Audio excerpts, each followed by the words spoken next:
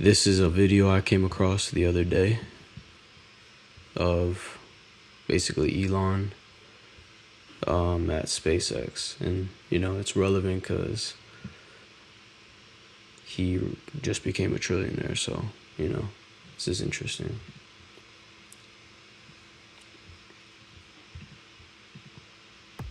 Right now we interact with computers in a very unnatural sort of 2D way, and we're trying to create these 3D objects using a variety of 2D tools, and it doesn't feel natural, it doesn't feel normal the way you should do things.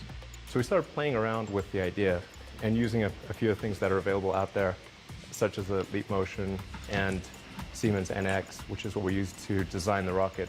And we wrote some code to integrate the two, and we started off with what you see here, which is a wireframe of the Merlin rocket engine, and what I can do is I can go and grab it, and I can rotate it in multiple dimensions. And then what I can do is I can put another hand in there, and I can zoom, or I can zoom in and out on the wireframe, and then I can also translate it, so I can move it around the screen, and then zoom and translate. And this is what we started off with a few months ago.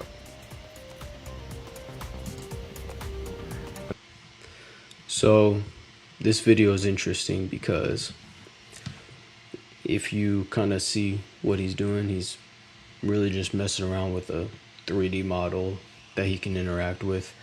I mean, this was 12 years ago, so I'm sure that might have been extra interesting back then, but he basically, there's a concept that Elon Musk and a bunch of the tech guys believe in.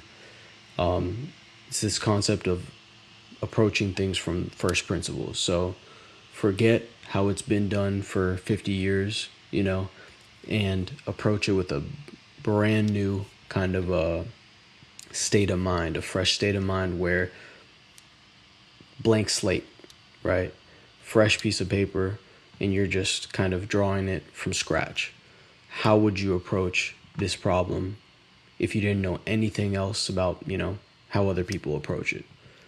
And the interesting thing is that this concept has helped a lot of people make things more efficient, fix certain, systems that weren't even working at their full capacity in the first place. So I think the concept is great. Trying to think, what else can I put here? I'm trying to, if I feel like I'm whispering, y'all, it's because everyone in my house is sleeping, so I'm trying to be considerate.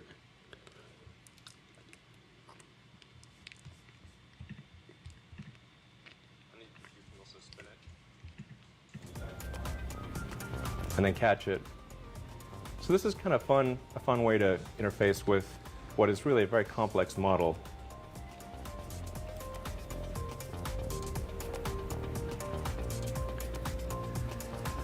Now we'll go from this to what we're able to advance to a few weeks after the wireframe, which is to actually use a full 3D CAD model of the engine.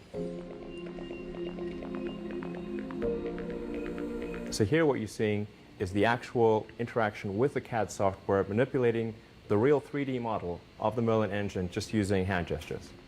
If you can just go in there and do what you need to do, just understanding the fundamentals of how the thing should work, as opposed to figure out how to make the computer make it work, then you... So this is kind of a funny thing that I always notice about Elon, is notice how he didn't really give a description of the process here. If you can just go in and do what you need to do without, and make it work without making the computer making it work. What does that mean?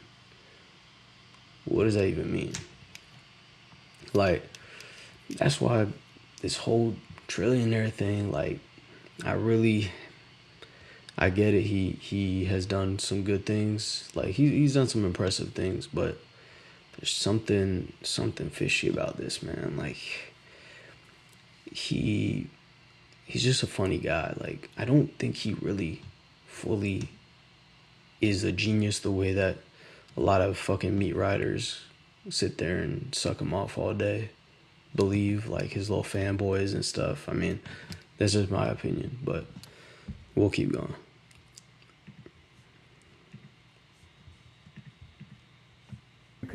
You can achieve a lot more in a lot shorter period of time. So then we went to a 3D projection. We started off with the kind of 3D projection that you're familiar with in the movies, where you use 3D glasses. We also did a freestanding glass projection, which is what the sort of technology that was used in the Iron Man movies. And then finally we used the Oculus Rift, which is immersive virtual reality that actually tracks your head position, and you really are moving around the object. It feels like it's right there in front of you. Now let's use this for an actual component on the rocket, which is a cryogenic valve housing. You can really apply your intuition and take something from your mind to a physical object with far greater ease than we currently do.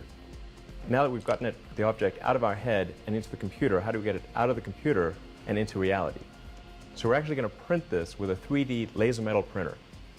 So the way that the 3D printer works is it lays down fine particles. There you have it, ladies and gentlemen, Elon Musk, the first trillionaire. I mean, this video is, regardless of what my personal opinions of Elon Musk, I think it's cool to see this video of him kind of 12 years ago in the trenches working. And obviously we know what that turned into. It became a very successful, lucrative idea for him. So, you know, at the end of the day, you got to respect it. SpaceX is a multi-trillion-dollar company now, so yeah.